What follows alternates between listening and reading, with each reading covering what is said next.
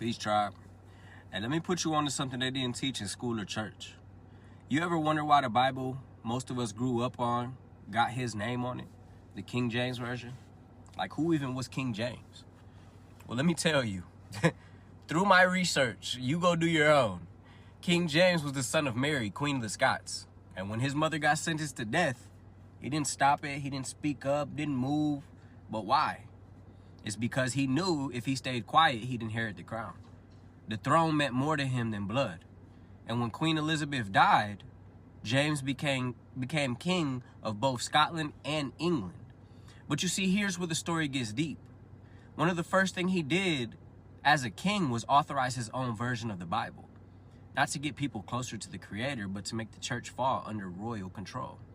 He changed verses, took out whole books, flipped meanings to support obedience to kings.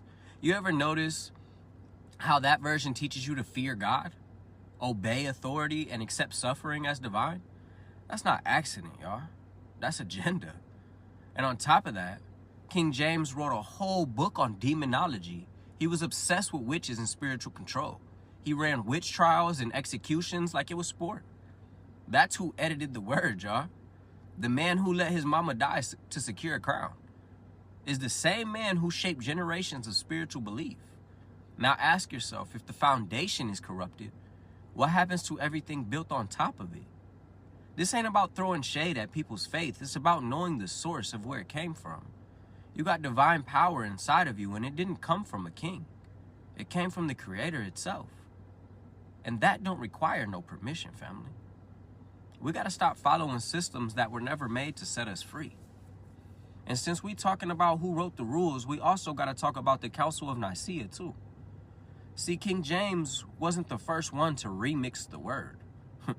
He was just continuing a play that started way back in 325 AD.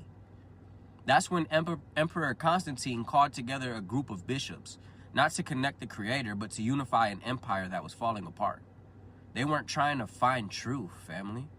They were trying to control people. So what did they do? They sat in a room, a literal room, and voted on what God should look like. That's where they declared Jesus divine, removed books that didn't match their agenda, and created the idea of a Holy Trinity to replace older, deeper truths. Whole gospels were banned from it. The Gospel of Thomas, gone.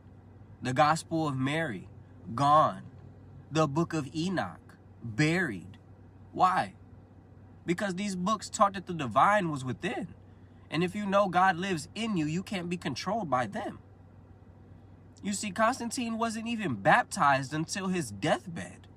He didn't care about the word, he cared about power. And ever since that council, the truth has been filtered through politics, ego, and empire. That's why you've been taught to fear hell, bow to authority, and call obedience faith. But yo, family, the Creator don't need your worship. The Creator wants your remembrance. You don't need a building. You don't need a robe, a preacher, none of that to touch the divine. All you need is stillness. You need truth, your truth. And you need to know you were born with the blueprint already inside of you.